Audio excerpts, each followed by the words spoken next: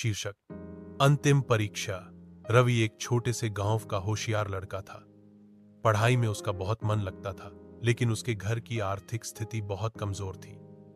उसके पिता खेतों में मजदूरी करते थे और मां घर पर सिलाई का काम करती थी। 12वीं कक्षा की परीक्षा नजदीक थी और रवि दिन रात पढ़ाई में लगा हुआ था।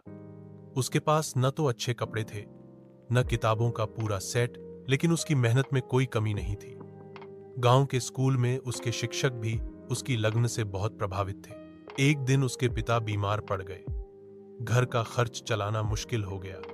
रवि को भी खेतों में काम करने जाना पड़ा। दिन में वह खेत में मजदूरी करता और रात को पढ़ाई।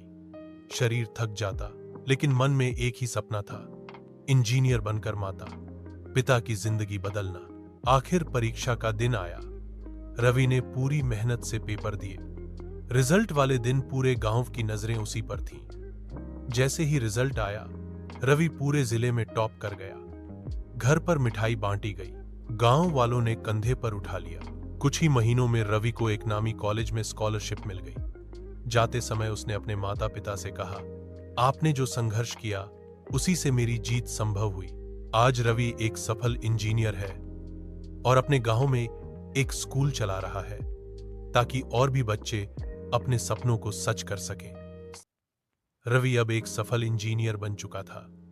शहर में उसकी अच्छी नौकरी थी, लेकिन उसका दिल अब भी गांव से जुड़ा था।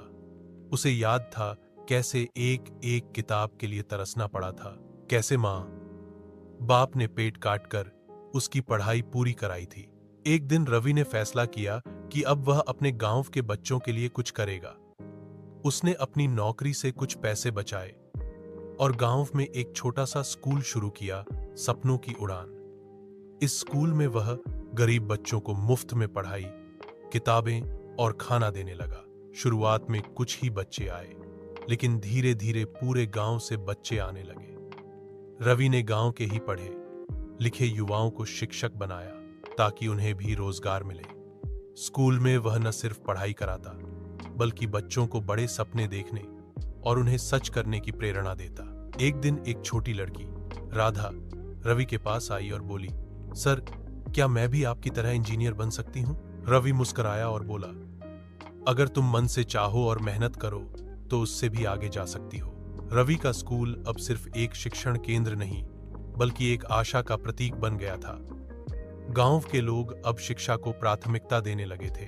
रवि जानता था कि बदलाव एक दिन में नहीं आता, लेकिन एक बीज बोया गया है जो एक दिन पूरे जंगल को हरा भरा कर देगा। सीख: जब एक इंसान समाज को कुछ लौटाता है तो उसका प्रभाव कई पीढ़ियों तक रहता है। सपनों की असली उड़ान तब होती है जब हम दूसरों को भी उड़ने में मदद करें।